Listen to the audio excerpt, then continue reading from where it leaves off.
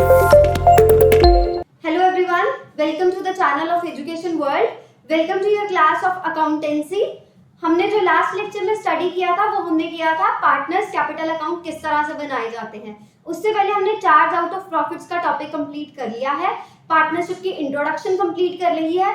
आज जो हमने टॉपिक करना है that is appropriations out of profits, जिसमें हम लोग बात करते हैं हमारे पास इंटरेस्ट ऑन कैपिटल रहता है, इंटरेस्ट ऑन ड्राइंग्स रहता है और सैलरी का ट्रीटमेंट रहता है। तो ये हम लोगों ने डील करना है एप्रोप्रिएशंस आउट ऑफ प्रॉफिट्स में। तो आज की क्लास के लिए बेटा अपना पेन और पेंसिल और नोटबुक अपने साथ में रखो, बिकॉज हम लोगों ने इसमें न्यूमेरिकल्स भी सॉल्व करने हैं।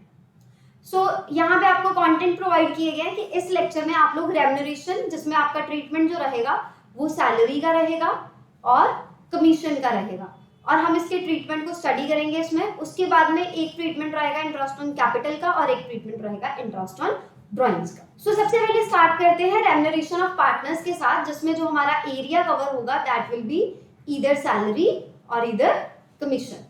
तो हम लोगों ने जब भी पार्टनरशिप अकाउंट्स बनाने हैं तो हम लोगों ने इस चीज का ध्यान रखना है कि फर्म के लिए जो चीज इनकम है same thing is expenditure for partner, same thing is expenditure for partner. तो पार्टनर के लिए जो इनकम है same thing is expenditure for firm. तो अगर हम सैलरी और कमीशन की बात करें, it is an appropriation out of profit, जिसका मतलब ये है in case you are having profit only then you will get salary, otherwise not, and it will be provided only when mentioned in the partnership deed. अगर partners agree करते हैं कि हमें partnership deed में उन्होंने रिकॉर्ड कर दिया है क्लॉज कि जो पार्टनर जो है वो एक्स्ट्रा टाइम डिवोट करेगा, या अदर पार्टनर्स जो है, जितने भी पार्टनर्स हैं हम लोग आपस में इस हिसाब से कमीशन लेंगे, इस हिसाब से सैलरी लेंगे, तो वो रेम्यूनरेशन का क्लॉज आ जाता है। उसके अकॉर्डिंग आपको पार्टनरशिप डीड में अगर मेंशन हो तो आपको सैलरी मिलती है, कमीशन मिलती है या रेम्यूनरेशन मिलता है, अदरवाइज नॉट।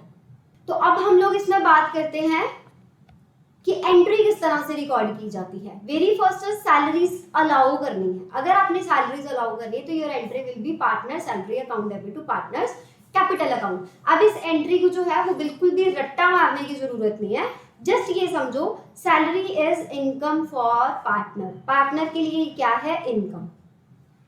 मैंने आपको पिछले लेक्चर में पार्टनर कैपिटल अकाउंट करवाया या करंट अकाउंट करवाया, जिसमें क्रेडिट साइड पे पोस्ट की जाती है। सैलरी किस साइड पे पोस्ट की जाती है? क्रेडिट साइड पे। तो ये आ गया क्रेडिट साइड पे, ठीक है। सैलरी फर्म के लिए क्या है? एक्सपेंडिचर, तो आ गया डेबिट साइड पे। तो दोनों के पॉइंट ऑफ व्यू से एंट्री रिकॉर्ड होगी, salary account debit to partner capital account to close the salaries account. अब हम जो पार्टनर्स को सैलरीज देते हैं ना बेटा, ये कमीशन देते हैं, यहाँ पे आना profit and loss appropriation account, क्योंकि हम लोग profit and loss appropriation account बनाते हैं, उसमें से सैलरी और कमीशन का ट्रीटमेंट करते हैं जो हम पार्टनर्स को पे करते हैं। So profit and loss appropriation account में वो डेबिट साइड पे पोस्ट की जाती है, and to partners commission, salary and whatever account. So ये इसकी एंट्री रहती है। आप कमीशन के साथ सैलरी वर्ड भी लिख सकते हो, आप उसके साथ बोनस वर्ड भी लिख सकते हो। तो सेम सिनेरियो रहता है, सेम ट्रीटमेंट रहता है सैलरी, कमीशन और बोनस का। इसके बाद में हम लोग एक पर्टिकुलर कमीशन कॉन्सेप्ट को स्टडी करते हैं बेटा। जब कमीशन है ना वो हमेशा कैलकुलेट करनी पड़ती है, कमीशन कैलकुलेट करनी पड़ती है, और इसके लिए पार्टनरशिप डीड में प्रोविजन होनी चाहिए कि हमने कमीशन प्रोवाइड करनी है। The very first point is this. Another one, it is an appropriation out of profit. तो मैंने आपको पहले ही बताया इंट्रोडक्शन में कि हमने आज स्टडी ही एप्रोप्रिएशंस करने हैं, यानी हमने उन आइटम्स को स्टडी करना है जो सिर्फ तभी कंट्रीब्यूट की जाती है या तभी अलाउ की जाती है पार्टनर्स को जब पार्टनरशिप डीड में उसके लिए मेंशन किया हो। And the second and very important condition is profit जो है वो फर्म के पास हो सफिशिएंट। सो अब ना आपके पास एक केस रहता है बिफोर प्रोवाइडिंग सच कमीशन, एक केस रहता है आफ्टर प्रोवाइडिंग सच कमीशन। तो अगर आपके केस पे है, आपके पास है बिफोर चार्जिंग सच कमीशन, तो आपके पास जितने भी नेट प्रॉफिट्स है ना, सपोज करो आपका 30,000 नेट प्रॉफिट है, आपने उसको रेट के साथ मल्टीप्लाई कर देना। सपोज करो रेट 10% है, तो ये आ जाएगा आपका कमीशन। इन केस आपके पास आफ्टर वाला केस, और आफ्टर का मतलब ये नहीं है after charging salary, after providing for interest on drawings and all, है ना, इसका मतलब ये नहीं है। इसका मतलब ये है आफ्टर चार्जिंग सच कमीशन। आफ्टर चार्जिंग सच कमीशन जब लाइन लिखी होगी तो तब आप लोगों ने ये वाला केस अप्लाई करना है। और वो केस क्या रहेगा बेटा, आपके पास जितना भी नेट प्रॉफिट है, जैसे सेम सिनारियो लेते हैं 30% है, multiply by rate over 100 plus rate, multiply by rate over 100 plus rate. तो रेट आपका 10 है तो 100 प्लस रेट हो जाएगा 110। सो इस तरह से आपने कमीशन जो है वो कैलकुलेट करनी है। एक बार दोबारा से मैं रिपीट कर देती हूँ। अगर आपका क्वेश्चन आए बिफोर चार्जिंग सच कमीशन तो it will B rate over 100। अगर आपका क्वेश्चन आए आफ्टर चार्जिंग सच कमीशन तो it will B rate over 100 plus rate. Next is accounting treatment of the commission. Commission का ट्रीटमेंट किस तरह से हम लोग करते हैं। अगेन कमीशन सैलरी या रेम्युनरेशन जो है वो डेबिट किया जाएगा, पार्टनर अकाउंट में क्रेडिट कर दिया जाएगा और P&L एप्रोप्रिएशन में से हम लोग उसको फाइंड आउट कर लेंगे, है ना। एप्रोप्रिएशन में हम लोग उसको डेबिट साइड पे पोस्ट करेंगे और सैलरी जो है वो हमने ये जो अलायबिलिटी की दिस इज रिटर्न ऑफ। तो अल्टीमेटली हमारे पास बचा P&L एप्रोप्रिएशन में डेबिट साइड रिकॉर्डिंग और कैपिटल अकाउंट में क्रेडिट साइड रिकॉर्डिंग। सो यहाँ पे मैंने एक एग्जांपल ली है कि इसको सॉल्व करते हैं ताकि आपको पता लग जाए, क्योंकि एमसीक्यूज में ये पूछा जा सकता है। आपको इतनी सी एग्जांपल वो डाल देंगे और नीचे आपको 4 ऑप्शंस दे देंगे और आपने करना है उसको सॉल्व। सो स्टेटमेंट पढ़ते हैं। X and Y are partners in a firm. एक पार्टनर एक्स है, एक पार्टनर वाई है। X is to get a commission of 10%। देखो इनको मिलेगा कमीशन कितना, 10% X को मिलेगा of the net profit before charging any commission. तो इसका केस तो बिफोर वाला है। Y is to get a commission of 10% of the net profit after charging such commission। तो इसका केस आफ्टर वाला है और नेट प्रॉफिट हमारे पास 55,000। So according to the formula 55,000 is our net profit multiply by rate. तो ये तो आ गया 5500। ये क्या आ गया 5500। अब हम आफ्टर वाले केस की बात करते हैं। देखो 55,000 जो है वो हमारा प्रॉफिट है। 55,000 में से आफ्टर चार्जिंग सच कमीशन उसने बोला ना, तो इसमें हमारे पास बच गया 49,500। कितना बच गया 49,500। तो ओवर 100 प्लस रेट। आप ऐसे भी कर सकते हो या इसको इस तरह से कैलकुलेट किया जा सकता है 55,000 मल्टीप्लाई बाय 10 ओवर 110। तो ये जाएगा 5,000, ठीक है। और अगर हम इसमें करते हैं तो ये जाएगा 4500, ठीक है। तो इस तरह से नहीं करना, this will be the right answer, 4500 will be the right answer. जब आफ्टर वाला केस आएगा तो कमीशन माइनस करनी है। कमीशन माइनस करने के बाद आप लोगों ने रेट ओवर 100 प्लस रेट जो है वो कैलकुलेट करना है। सो आफ्टर वाले केस में इस तरह से आप ट्रीट करोगे। एक बार मैं दोबारा बता देती हूँ, इसको इरेज करते हैं। इरेज करने के बाद मैं दोबारा आपको शो करती हूँ how to do this. After वाला सिनेरियो जो रहेगा हमारे पास रहेगा नेट प्रॉफिट जो ऑलरेडी कमीशन चार्ज कर चुके हैं, commission to X that is 5500। ये ब्रैकेट के साइन का मतलब होता है deduction. So you are having 49,500, इसके ऊपर आप लगाओगे रेट ओवर 100 प्लस रेट, तो you will get 4500। So this is your answer. Next करते हैं इंटरेस्ट ऑन कैपिटल का केस। अब हम स्टडी करते हैं। आई होप आपको कमीशन वाला समझ में आ गया होगा, सैलरी वाला समझ में आ गया होगा। सिर्फ एक कमीशन ही एक्स्ट्रा केस है जिसमें हमारे पास बिफोर और आफ्टर वाला फॉर्मूला रहता है। अब हम इंटरेस्ट ऑन कैपिटल की बात करते हैं। केस देखो हमारे पास क्या है, 3 केसेस रहता है बेटा। Interest on capital sometimes charge की तरह भी ट्रीटमेंट किया जाता है, समटाइम्स एप्रोप्रिएशन की तरह भी ट्रीट किया जाता है। आपके सिलेबस में एप्रोप्रिएशन की तरह इसको ट्रीट करने की रिकमेंडेशन है, नॉट एज अ चार्ज। अगर चार्ज की तरह आप ट्रीट करोगे तो चाहे आपकी कंपनी को लॉस हो जाए, आपने ये पे करना ही करना है। एप्रोप्रिएशन में ये होता है जितने प्रॉफिट्स हैं सिर्फ उतना ही देना है, अगर प्रॉफिट्स हैं तो देना है, लॉस है तो नहीं देना। So very first is when the partnership deed provides for interest on capital but is silent on whether interest is charge और एप्रोप्रिएशन। अब पार्टनरशिप डीड में लिखा गया कि इंटरेस्ट ऑन कैपिटल प्रोवाइड करो, बट उन्होंने ये नहीं बताया एज अ चार्ज ट्रीट करना है या एज एन एप्रोप्रिएशन। तो it will be treated as an appropriation. वो किस तरह से ट्रीट किया जाएगा, as an appropriation out of the profit. So allowed when only interest in, तो एप्रोप्रिएशन का मतलब तो यही रहता है कि जब प्रॉफिट होगा तभी अलाउ किया जाएगा, अदरवाइज नहीं। इसका मतलब अगर आपकी पहली सिचुएशन लॉस की है तो you will not provide interest on capital. अगर आपका जो प्रॉफिट है वो इंटरेस्ट से ज्यादा है तो इसका मतलब ये आप इंटरेस्ट ऑन कैपिटल पूरा प्रोवाइड करोगे। यहाँ पे ना मैं आपको एक एग्जांपल से समझाती हूँ। सपोज करो x की कैपिटल है 30,000, y की कैपिटल है 40,000। आपका जो इंटरेस्ट ऑन कैपिटल है वो है 10%।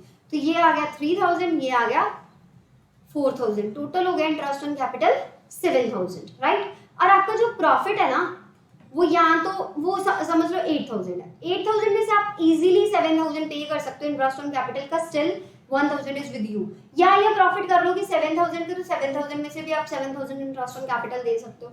तो अगर आपका इक्वल या मोर देन इंटरेस्ट हो तो पॉसिबल है। अगर प्रॉफिट जो है वो इंटरेस्ट से कम हो तो यहाँ पे ना बड़े ध्यान से समझना, यहाँ पे सपोज कर लो आपका जो नेट प्रॉफिट है वो है 6000। अब बेटा अगर आप 6000 में से 7000 इंटरेस्ट ऑन कैपिटल दोगे तो आपका 1000 लॉस हो जाएगा, और लॉस हमने इनकर नहीं करना। तो हम लोग इस तरह से करते हैं कि 6000 को हमारी जो रेशो रहती है ना इंटरेस्ट ऑन कैपिटल की, उसमें डिस्ट्रीब्यूट करते हैं। अब रेशो कैसे निकालनी है, 3000 और 4000 इनका रेशो है।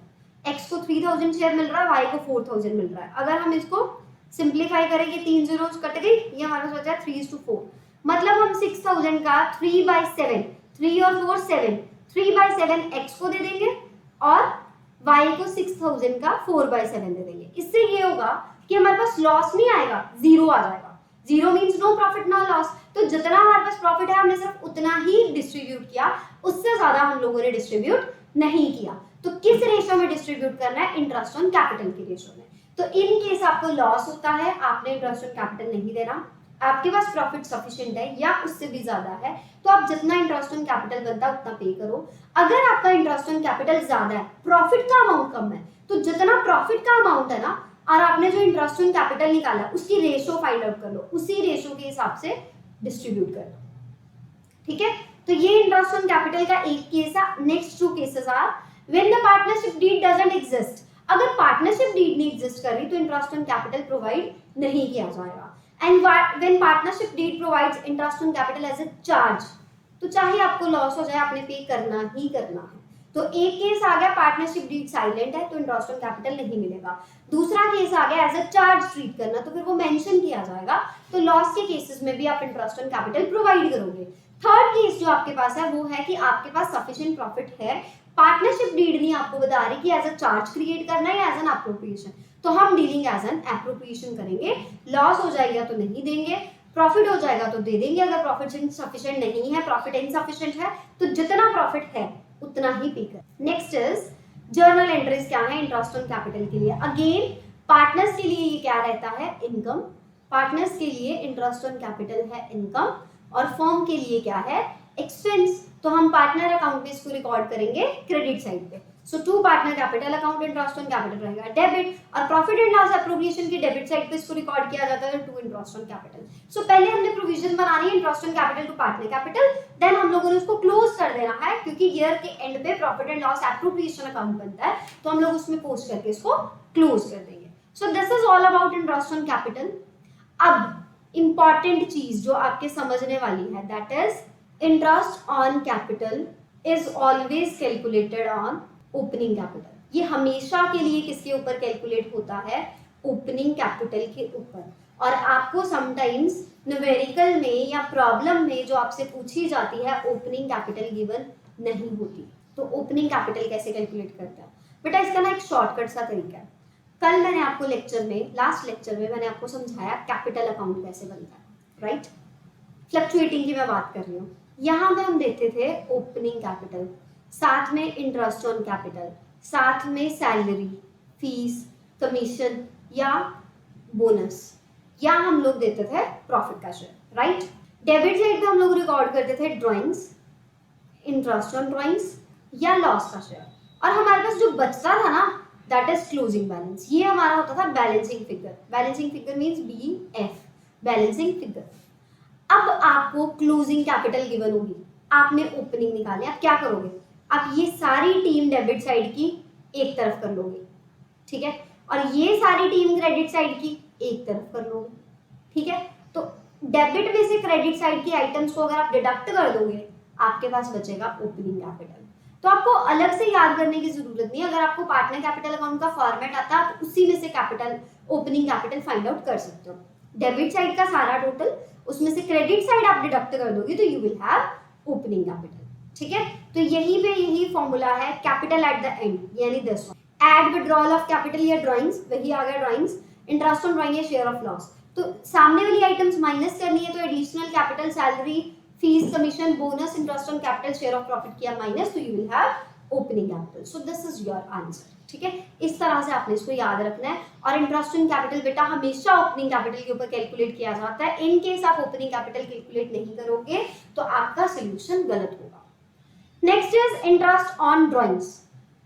जितना भी पैसा आप पर्सनल यूज के लिए विड्रॉ कर रहे हो that is known as interest on, that is known as drawings. तो ड्रॉइंग्स के ऊपर फर्म करती है इंटरेस्ट चार्ज, ठीक है। तो फर्म के लिए ये इनकम है और पार्टनर्स के लिए ये एक्सपेंस है। अब देखो आप फर्म का पैसा अपने पर्सनल पर्पसेस के लिए यूज करो तो फर्म तो उसका इंटरेस्ट लेगी आपसे। सो अब पॉइंट ये है कि एक होता है ड्रॉइंग्स अगेंस्ट प्रॉफिट, एक होता है drawings against capital. Drawings against capital होता है withdraw of capital, withdrawal of capital. और ड्रॉइंग्स अगेंस्ट प्रॉफिट का मतलब ये रहता है कि आप रेगुलर प्रॉफिट में से अपना पैसा जो है वो यूज कर रहे हो पर्सनल यूज के लिए।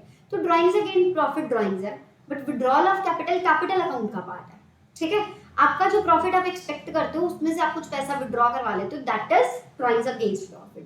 बट कैपिटल जब आप विड्रॉ करोगे ना तो आपकी कैपिटल ही कम हो जाएगी, ठीक है। प्रॉफिट में से अगर आप ड्रॉइंग्स करते हो तो आपकी कैपिटल कम नहीं होती। उसका रीजन ये रहता है कि आप ड्रॉइंग्स वापस करते हो, आप उतना पैसा वापस करते हो, उसका इंटरेस्ट भी पे करते हो। बट जब आप अपनी कैपिटल ही विड्रॉ करवा लेते हो तो आपकी कैपिटल का अमाउंट कम हो जाता है। तो जब भी इंटरेस्ट ऑन कैपिटल कैलकुलेट करना ना, तो कैपिटल में इंटरेस्ट कैलकुलेट करना ना, तो कैपिटल का पार्ट तो ये है ही नहीं drawings against profit, but drawings against capital तो कैपिटल का पार्ट है ना। सो इंटरेस्ट ऑन कैपिटल कैलकुलेट करने के लिए सिर्फ ड्रॉइंग्स अगेंस्ट कैपिटल कंसीडर की जाती है, not the drawings against profit. So ये डिफरेंस समझ में आना बहुत जरूरी है। Next is interest on drawings का क्या ट्रीटमेंट रहेगा। अब बेटा इसका ट्रीटमेंट रहेगा opposite to interest on capital. Reason उसका ये है कि इंटरेस्ट ऑन कैपिटल जो है that is income for partners, but interest on drawing is expense for partners. तो हम लोग इसकी एंट्री जो है वो बिल्कुल ही ऑपोजिट रखेंगे, किससे, इंटरेस्ट ऑन कैपिटल से। सो पार्टनर कैपिटल अकाउंट में डेबिट साइड प्लेस मिलती है इंटरेस्ट ऑन ड्रॉइंग्स को। सो फर्म के लिए वो इनकम रहता है। तो interest on partner capital account debit to interest on drawings. और जब हम लोग इसको क्लोज करेंगे ना तो profit and loss appropriation account debit to interest on capital. So to transfer the interest on drawings account it will be transferred to P&L appropriation account. So this is all your journal entries for interest on drawings. पूछा जा सकता है interest on drawings will be blank to partner capital account तो will be credited, या इस तरह से पूछा जा सकता है interest on drawings will be credited to blank तो partner capital account, या interest on drawings will be blank to profit and loss appropriation account तो debited। तो इस तरह से क्वेश्चंस पूछे जा सकते हैं। तो आपके पास जर्नल एंट्रीज का ट्रीटमेंट आपको आता होना चाहिए। Next is What are the different ways to calculate the interest on drawings? बेटा interest on drawings calculate करने के अलग-अलग methods हैं। We have three methods. The very first is direct, another one is average, another one is product method. तो हमारे पास total कितने methods रहते हैं? First is direct, second one is product, the third one is average method. तो हमारे पास तीन methods रहते हैं। तो पहले बात करते हैं हम लोग direct method की। तो डायरेक्ट मेथड में सिंपली आपको कह दिया जाएगा कि इतनी ड्राइंग्स करवाई हैं, इतने टाइम के लिए यूज किया है और इतना रेट ऑफ इंटरेस्ट है, तो आप सीधे सीधे कैलकुलेट कर दोगे। यानी इंटरेस्ट ऑन ड्राइंग्स कैलकुलेट होगा amount of drawings, rate of interest and period of interest. तो हम एक एग्जांपल से इसको अंडरस्टैंड करने की कोशिश करते हैं। कहता है suppose V is a partner who withdrew 20,000 on 1st April 2018 and interest on drawings is charge 10% per annum. तो calculate interest on drawings on 31 दिसंबर। देखो बेटा 1 अप्रैल को ये विड्रॉ करा रहा है और किस दिन हमने इंटरेस्ट चार्ज करना है, 31 दिसंबर को। तो अप्रैल, मई, जून, जुलाई, अगस्त, सितंबर, अक्टूबर, नवंबर, दिसंबर, वी हैव 9 मंथ्स। तो टाइम पीरियड हमारा हो गया 9 मंथ्स। हमारा जो ड्राइंग्स का अमाउंट है लमसम में वो है 20,000, रेट हमें उसने दिया 10%।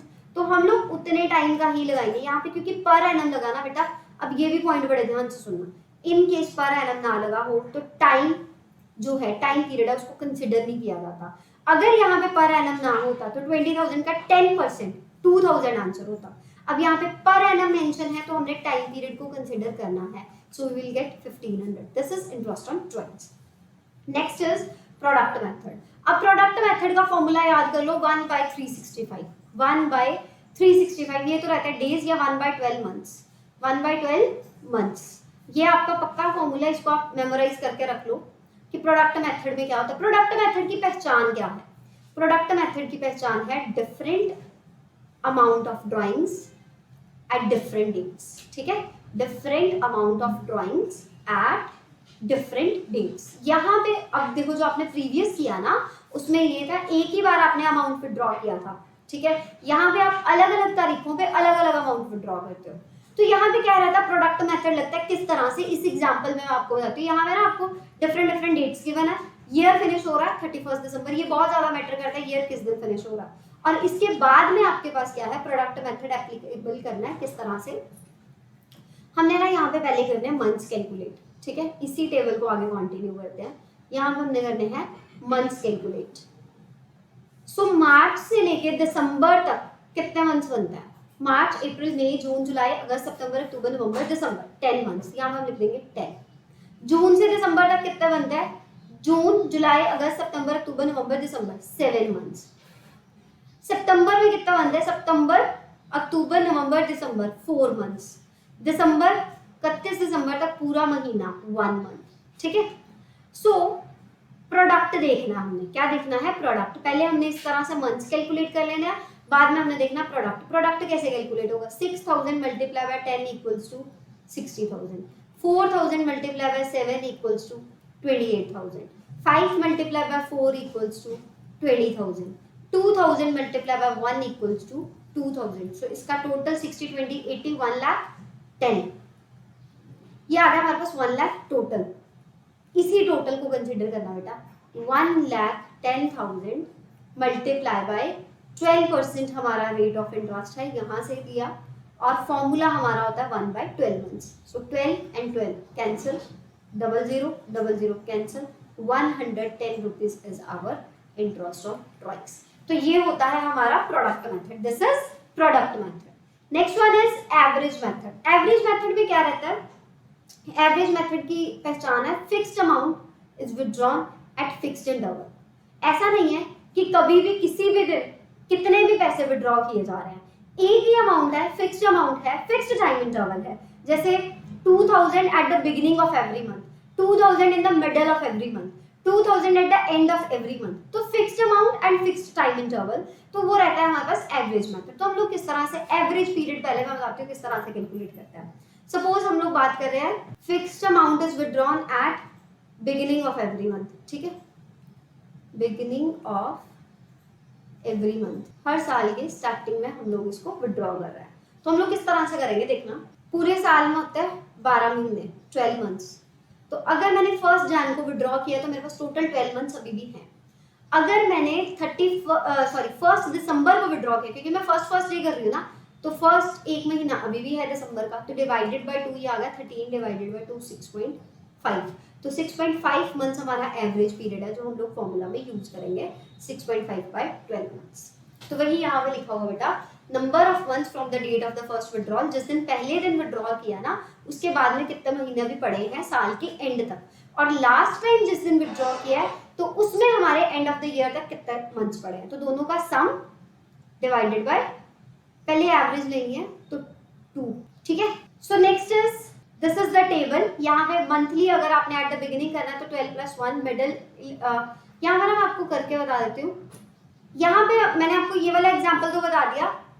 अगर आप मिडल में सॉल्व करते हो, अगर आप 15 जनवरी को निकाल रहे हो ड्राइंग्स, तो आधा महीना ये यानी 0.5 महीना ये, पीछे 11 महीने और बचे, 11.5 महीने ये बचे। अगर आप 15 दिसंबर को निकाल रहे हो तो आपके पास सिर्फ आधा महीना बचा, बन गई एवरेज। ऐसे एट द एंड 31 जनवरी को मैं निकाल रही हूँ तो 11 मंथ्स बचे, 31 दिसंबर को अगर मैं निकाल रही हूँ तो कोई भी महीना नहीं बचा, तो 5.5 ये आ गया। तो इसी तरह से क्वार्टरली होता है, एक साल में हमारे पास कितने क्वार्टर्स रहते हैं, 4। कितने क्वार्टर्स रहते हैं हमारे पास, 4, 3 मंथ्स ईच, 3 मंथ्स ईच। तो 1 जनवरी को अगर मैं विड्रॉ करूंगी पूरे 12 महीने रहेंगे, तो उसके बाद में जो हमारा नेक्स्ट क्वार्टर होगा 1 अक्टूबर का, तो फिर 3 महीने बचेंगे। तो इस तरह से ये सारे कैलकुलेट किए गए हैं। सो अब हम लोग करते हैं, John is a partner in a firm, he withdraws 1000 per month regularly, interest on drawing is charge at the rate 5% per annum, calculate the interest on drawing using average method and the beginning of every month. पहली बात, ये per month withdraw कर रहा है ना, तो ये yearly कितना विथड्रॉ करेगा, 1000 मल्टीप्लाई बाय 12 इक्वल्स टू 12000, ये कितना आ जाएगा, 12000। So in the beginning of every month 12000 इसका एनुअल ड्राइंग्स है, 5% इसका वो है और रेट है, और 6.5 इसका फॉर्मूला है। तो जितना भी आंसर आएगा तो do tell me on the Telegram channel Education World Commerce. तो आप आंसर जो है वो मुझे वहां पे मार्क करोगे, then I tell you the right answer. तो middle of the every month में क्या रहेगा, 12,000 मल्टीप्लाई बाय 5%। तो मिडिल में कितना लगता है, 6 मंथ्स लगता है। किस तरह से लगता है, अभी मैंने आपको बताया 11.5 प्लस 0.5 डिवाइडेड बाय 2। फिर उसके बाद में third is eight the end of every month. इसमें रहते हैं हमारे पास 4.5 महीने, सॉरी 5.5 महीने, 5.5 महीने। देखो बेटा यहाँ पे आपको पिछले चार्ट में आपने स्टडी किया, बिगिनिंग में 6.5, मिडल में 6 एंड एंड में 5.5, क्वार्टरली में 7.5, एंड में 4.5, मिडल में फिर 6, हाफ ईयरली में 9, 3 और 6। तो आपको ना एक इजी वे बताती हूँ। सपोज करो ये नंबर लाइन है, यहाँ से शुरू हो रही है 7.5, 6.5, 5.5 एंड 4.5। तो ये तो हमेशा स्टार्टिंग पॉइंट रहता है, ये हमेशा एंडिंग पॉइंट रहता है। इसी तरह से हमने लाइन ड्रॉ की है ना, तो हम लोग क्या करेंगे 7.5 और 4.5, ये क्वार्टर की गेम है। मतलब अगर स्टार्ट में होगा तो 7.5, एंड में होगा तो 4.5, और ये सेंटर वाली मंथली गेम है। तो अगर स्टार्ट में होगा तो 6.5 और अदरवाइज 5.5। तो मिडिल में आप जितना भी विड्रॉ कराओगे या डेट ऑफ टाइम्स नहीं गिवन होगी तो 6 मंथ से रहेगा। सो अब बात करते हैं एमसीक्यूज की। तो आज हम लोग एमसीक्यूज इस तरह से करने वाले हैं कि मैं आपको समझाऊंगी और इसका आंसर जो है, कुछ आंसर्स मैं सॉल्व करवाऊंगी, कुछ आप मुझे सॉल्व करके दोगे। So in the absence of partnership deed the interest on capital on partner capital is, बेटा ये सीपीटी से सम उठाया गया है, ठीक है। अगर पार्टनरशिप डीड ना हो तो इंटरेस्ट नहीं मिलता, तो no interest is allowed. A and B are partners in a firm without any agreement. अगर एग्रीमेंट ही नहीं है और ए ने 50,000 अपनी कैपिटल में से विड्रॉ कराया, तो उसको इंटरेस्ट ऑन ड्रॉइंग्स हमने देना नहीं दे सकते, हम चार्ज ही नहीं कर सकते क्योंकि पार्टनरशिप डीड नहीं है। The third one is A and B are partners in a firm without any agreement. A devotes more time and A will following the commission. अच्छा, उसको ये है कि मैं कमीशन लूं, मैंने टाइम ज्यादा दिया, बट एग्रीमेंट नहीं है ना, तो तुमको कमीशन नहीं मिल सकती। So none of the above is the right answer. Next is in the absence of partnership deed the following rule will apply. अगर पार्टनरशिप डीड है नहीं है तो no interest on capital, yes this rule will apply. Profit sharing ratio equal रहती है तो ये गलत है। प्रॉफिट बेस्ड ऑन सैलरी, ये based salary to the working partner, ये गलत है। 9% इंटरेस्ट ऑन ड्रॉइंग, ये भी गलत है क्योंकि वो मिलता ही नहीं है। So interest on capital will be paid to the partners if provided for in the partnership deed but only out of the profits. Interest on profit हमेशा, इंटरेस्ट ऑन कैपिटल हमेशा प्रॉफिट में से मिलती है, रिजर्व एक्यूमुलेटेड प्रॉफिट या goodwill में से नहीं मिलता। A, B and C were partners with the capitals of 50,000, 40,000, 30,000 respectively. Carrying on the business in the partnership, the firm reported profit for the year was 80,000, and as per the provision of Partnership Act, find out the share of partner in the above amount after taking into no interest has been provided on advance by the E. अच्छा, ऐसा है कि firm का जो profit है वो 80,000 है। Firm का प्रॉफिट कितना है 80,000। अब जो इसका लोन है ना 20,000 का, उसके ऊपर तो बेटा 6% इंटरेस्ट पड़ना ही पड़ना है, वो तो कंपल्सन है, चाहे आप डीड में एंटर करो चाहे आप डीड में एंटर ना करो। अब इसने लोन किस दिन दिया है, उसका टाइम भी नहीं गिवन, तो पूरा 6% मिलेगा सीधा सीधा। So it will B 6 2 12, 1200। तो 1200 आप इसमें से इंटरेस्ट ऑन लोन पे कर दोगे तो you will be left with 78,800। अब ये आपने मुझे बताना है कि 1:1 रेशियो, यानी हाफ ए का, हाफ बी का, हाफ सी का, sorry 1/3, 1/3, 1/3। So this will be the answer. जितना भी आंसर आएगा you will inform it to me. So इस क्वेश्चन का आंसर जो है वो आप मुझे Telegram channel Education World commerce पे प्रोवाइड करोगे और सोल्यूशन भी आपको वहीं पे मिलेगा। प्रैक्टिस करो बेटा, प्रैक्टिस करोगे तो आपसे ये एमसीक्यू सॉल्व होंगे। फिर उसके बाद में XYZ are partners in a firm. At the time of division of profit for the year, there was dispute between the partners. Profit before interest on capital was 6,000 and Y determined interest 24%. तो आपको पता है 24% तो मिलता ही नहीं है। On his loan of 80,000, there was no agreement. अगर एग्रीमेंट नहीं था तो बेटा तुमको 24 नहीं मिलेगा, तुमको 6% per annum interest on loan मिलेगा। तो calculate amount payable to XYZ। तो 80,000 तो हम लोग 6% प्रोवाइड कर सकते हैं, ठीक है, विच विल बी 4800। बाकी जो बचेगा, अब हमारे पास प्रॉफिट कितना है, profit before interest on capital वो 6,000, ये हमारा प्रॉफिट है। प्रॉफिट में से आप लोग 4800 क्या प्रोवाइड करोगे, इंटरेस्ट ऑन लोन, बाकी बचा आपके पास 1200। So it will be distributed between X, Y and Z. So provide this answer also on the Telegram channel. Next is XYZ are partners in a firm. At the time of division of the profit for the year, there was a dispute between the partners, profit before interest on capital was 6 lakh. हमारे पास profit कितना है? 6 lakh. Z demanded minimum profit of 5 lakh as his financial position was not good. This is not the reason. However, there was no agreement. अगर agreement नहीं है बेटा, अगर agreement नहीं है तो profit जाएगा equally. Profit कैसे divide होगा? Equally. So it will be equal share. So 2 lakh is the right answer. Next is on 1st June 2018, partner introduced additional capital of 50,000 in absence of partnership deed. He will receive interest. अगर उसने additional capital दी, partnership deed है नहीं, तो interest on capital तो मिलेगा भी 0। क्यों? क्योंकि no interest on capital will be provided, no interest on capital will be provided. Next is on 1st April 2018 capital was 2 lakh. On 1st October 2018 he introduces additional capital of 1 lakh. Interest on capital is 6%. इसका calculation मैं आपको बताती हूँ। देखो 1st April से 31st मार्च तक, right, आपके पास capital है 2 लाख, ठीक है, तो 2 लाख का 6% हो जाएगा 12,000। उसके बाद में 1st अक्टूबर से 31st मार्च तक आपके पास एडिशनल कैपिटल आ रही है 1 लाख की, तो 1 लाख का 6% फॉर हाउ मेनी मंथ्स? अक्टूबर, नवंबर, दिसंबर, जनवरी, फरवरी, मार्च, तो 6 मंथ्स। ये उसका टाइम पीरियड है। ये क्या है उसका? Time period. So it will B 12,000 divided by 12, 1,000. So total interest on capital will be 13,000. Total will be 13,000. Calculation 6% interest on capital. October, November, December, January, February, March. 6 months will be there. So it will be 36. 36 divided by 12. So you will get 15,000. Answer will be 15,000. Next is XY are partners in the ratio of 3:2.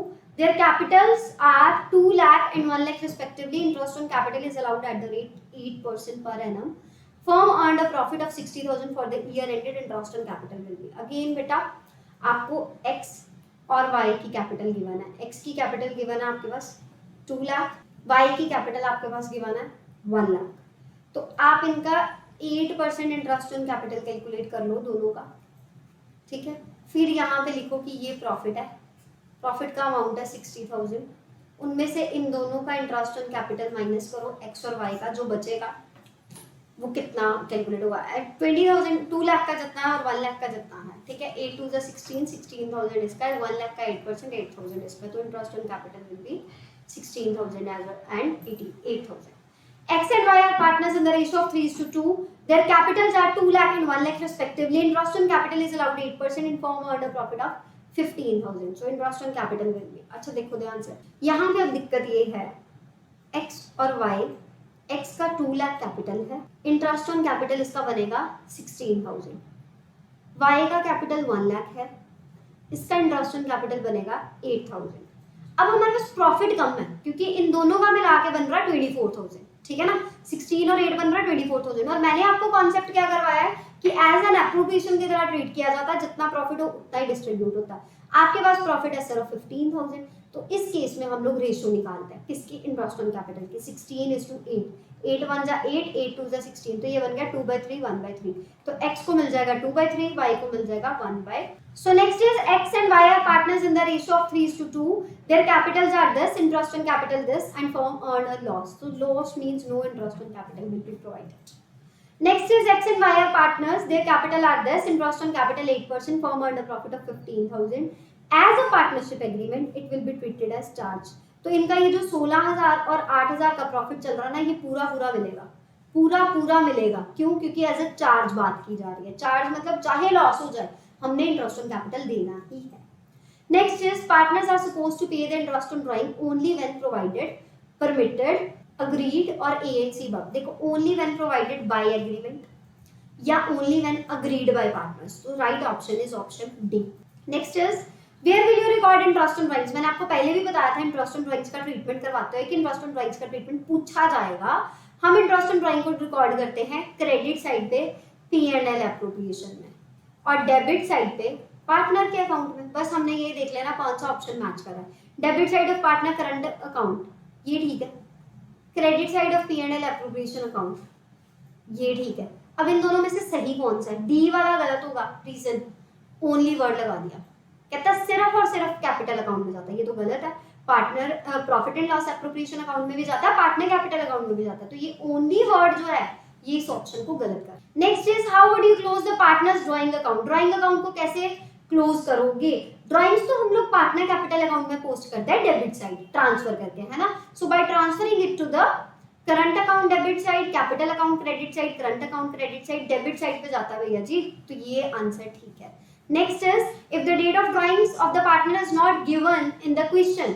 अगर date of drawings नहीं given तो 6 months. बेटा अगर middle की बात करें ना, middle of month की बात करें या मिडल ऑफ क्वार्टर की बात करें, या फिर वो कहे no date of drawings are given, और या फिर वो कहे कि ड्यूरिंग द ईयर, तो ये सारे केसेस हैं 6 मंथ्स वाले। इन सब में 6/12 रूल लगता है।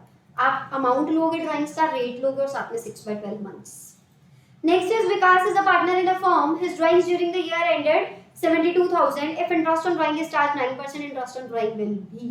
तो 31 मार्च को 72,000 उसकी ड्राइंग्स थी, तो 9% उसका इंटरेस्ट ऑन ड्राइंग है। तो क्या यहाँ पे आपको वो गिवन है, टाइम गिवन है? नहीं given, during the year given है ना, तो you will apply 6 months answer. Make sure you tell me the answer on the Telegram channel. Next is illustration number MCQ number 20th. If a fixed amount is withdrawn by the partner on the first day of every month, तो first day of every month, अगर मैं 1 Jan को withdraw करा रही हूँ 12 महीने बचे, अगर मैं 1 December को विड्रॉ करा रही हूँ 1 महीना पीछे बचा, इनके लिए एवरेज आ गया 6.5 months. So this is the right answer. If the fixed amount is withdrawn by a partner at the last day of every month, तो अगर मैंने 31 जनवरी को विड्रॉ किया तो पीछे बचे 11 महीने, 31 दिसंबर को विड्रॉ किया पीछे बचा कोई महीना नहीं, तो डिवाइडेड बाय 2 बचा 5.5. Next is if fixed amount is withdrawn by partner in the middle of every month, तो वो मैंने आपको पहले बताया कि 6 months पर था. सो आई होप सो आपको ये लेक्चर समझ में आया होगा। बेटा ये बहुत इंपॉर्टेंट ट्रीटमेंट्स है, इंटरेस्ट ऑन कैपिटल के, इंटरेस्ट ऑन ड्राइंग के, एमसीक्यू में इनकी बहुत बड़ी जगह है, ठीक है, क्योंकि आपको सीधा सीधा को सॉल्व करने को भी बोल सकते हैं। मैक्सिमम प्रॉब्लम्स हमने यही ली हैं कि जिनमें हमें सॉल्व करके आंसर मार्क करना पड़ेगा। तो आप ये मत सोचो कि सिर्फ आपको थ्योरेटिकल क्वेश्चन में से एमसीक्यू पूछा जाएगा, न्यूमेरिकल पोर्शन में से भी एमसीक्यू पूछा जाएगा। सो मेक श्योर आपको ये टॉपिक्स जो है वो अच्छे से समझ में आ गए होंगे। अगर आपकी कोई क्वेरी है तो ask me that query on the Education World Commerce channel on the Telegram. See you soon in the next lecture. Next lecture में हम लोग पास्ट एडजस्टमेंट्स और गारंटी ऑफ प्रॉफिट्स, जो कि एक बहुत मेजर टॉपिक है पार्टनरशिप फंडामेंटल्स का, तो हम लोग उसको स्टडी करेंगे। Thank you.